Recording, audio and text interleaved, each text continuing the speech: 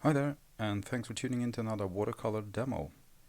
Today we're painting horses, and we're going to be using this reference photo here that I snapped recently when I went to a horse race day here in Stockholm. And I'm going to start by putting in a very simple sky. The sky is not the main subject here, obviously, so it's going to be very simplified, not to drag attention away from the horses, which we want to focus on.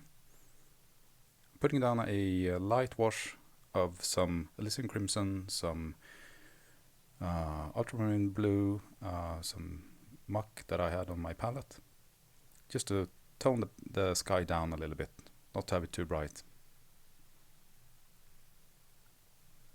And trying to carefully paint around these jockeys on the horses here. Then I'm using a rather thin, pointy synthetic brush to put in some hints of clouds up here. I'm using a small brush that doesn't hold a lot of water because those brush marks are gonna bleed out a lot anyway because I'm painting wet in wet. So then can help to use quite a small brush that simply can't hold that much water.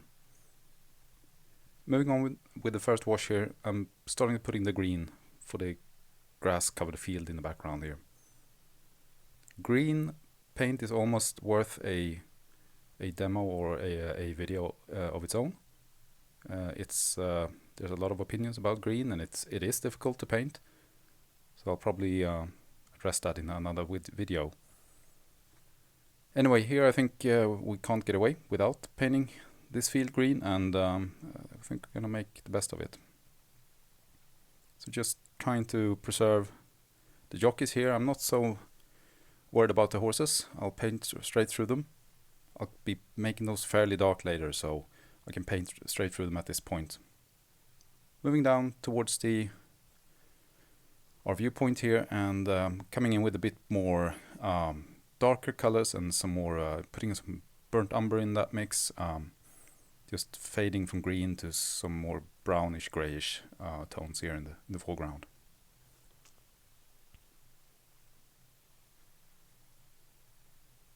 And while this first wash is still wet, I'm just putting in some burnt umber here to suggest the brown skin tone of the horses. I'll be going back over these with a lot thicker paint later, but I just want to create this base of some brownish hues here. They'll be soft edged, and if I'm lucky, there will be a little bit of soft edge poking through here and there in the end, and might add some life and dynamism to the painting. Next up here, starting to work on the jockeys.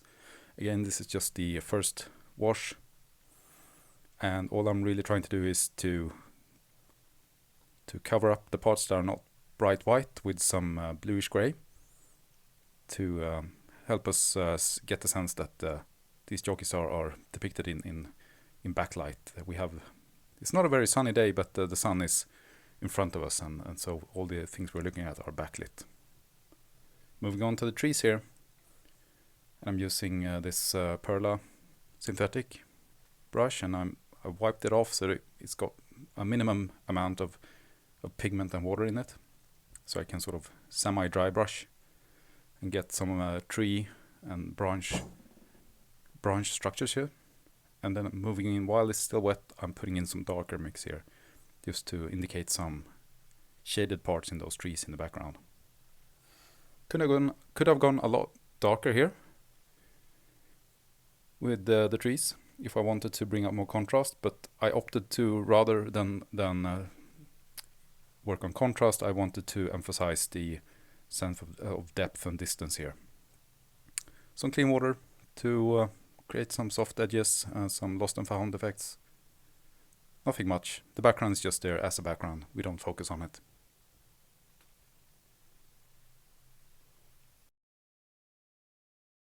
For the red parts on these jockeys, I'm using alizarin crimson.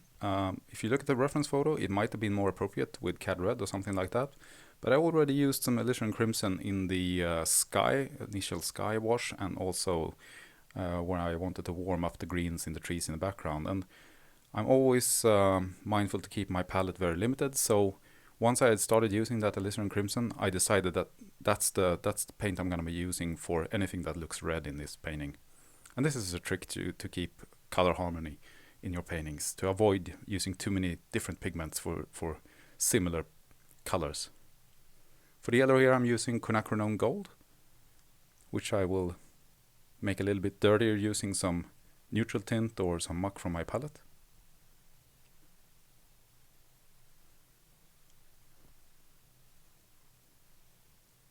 We got some yellow helmets and clothing on these leftmost jockeys, and time to move on to the horses. So you can see just the rear part of a horse peeking out behind this horse in the foreground. And this particular horse is sort of grey or dark grey, I guess, in color, while the other two horses are more brown. So here I'm using mostly neutral tint, while this horse that I'm starting to work on now will be warmer, more brownish in color.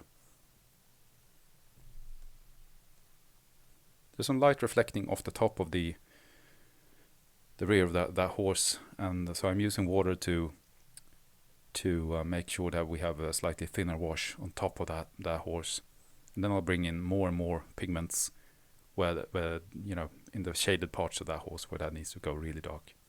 And while I have some dark paint on my brush, I'll take the opportunity to add some dark elements to that jockey in the background. Not really an expert in horses or painting horses.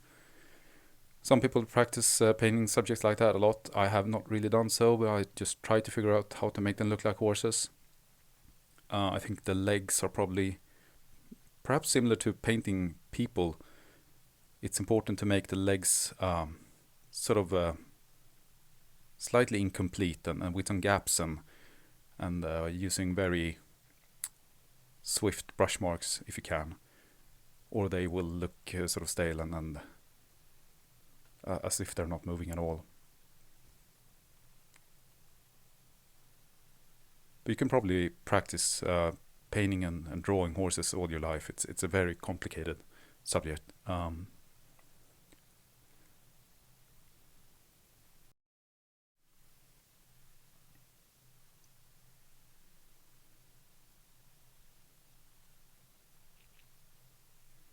And while the wash that I made for these horses is still damp, I'm adding pigments to some places to just have some more life in those shapes.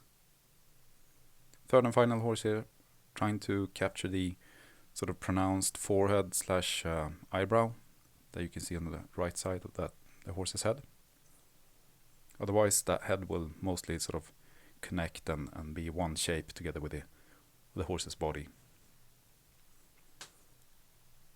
Really trying to capture all the weird angles and shapes that you find on these horses' legs. They really are fantastic animals, but very, very have a lot of weird and strange shapes when you start to study their legs, especially as they're moving around and running.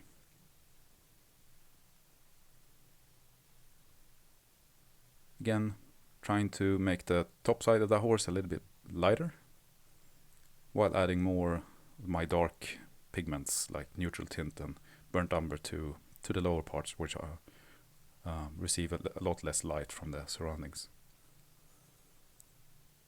Bit of dark paint here on the boots of that jockey.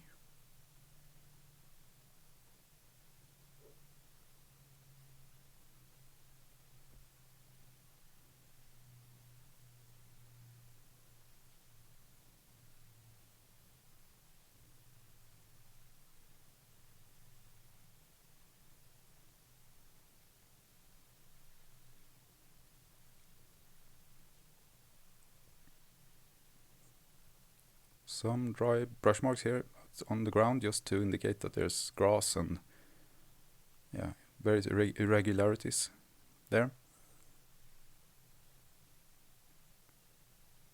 Try to work fast and not scrutinize my brush marks too much. Keep it simple. And I need to strengthen the shaded side of the jockey here too. The values are just not quite right yet. So I'm going back in with more Elysian Crimson and more French Ultramarine and the other colors I've used to just darken up those jockeys a little bit more, to make sure they're part of that jockey / horse shape that we want to be in the foreground and then be the main thing to look at in this painting. Some opaque white to indicate the lower parts of the legs of these horses. Almost looks like they have some, almost like they have socks. They're wearing socks over their hooves. And also some print on their blankets.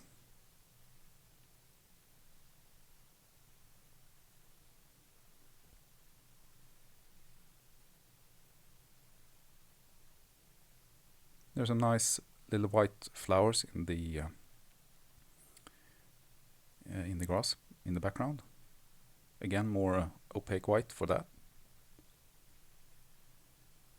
And we'll also be using opaque white to put in the fence that's surrounding the racetrack. You can achieve this by painting negatively, but it's a lot of work and it will disrupt your washes, and you'll probably end up focusing too much on not painting over those fences. So I think there's a good argument to be made here for using opaque whites for something like that. It's also easier to make the lines and shapes a little bit more broken.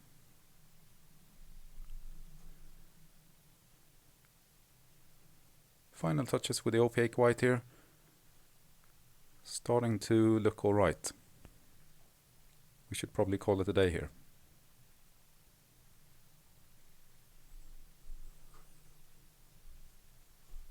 I hope you liked this short demo. If you did, please hit like, comment in the comment section and subscribe to my channel.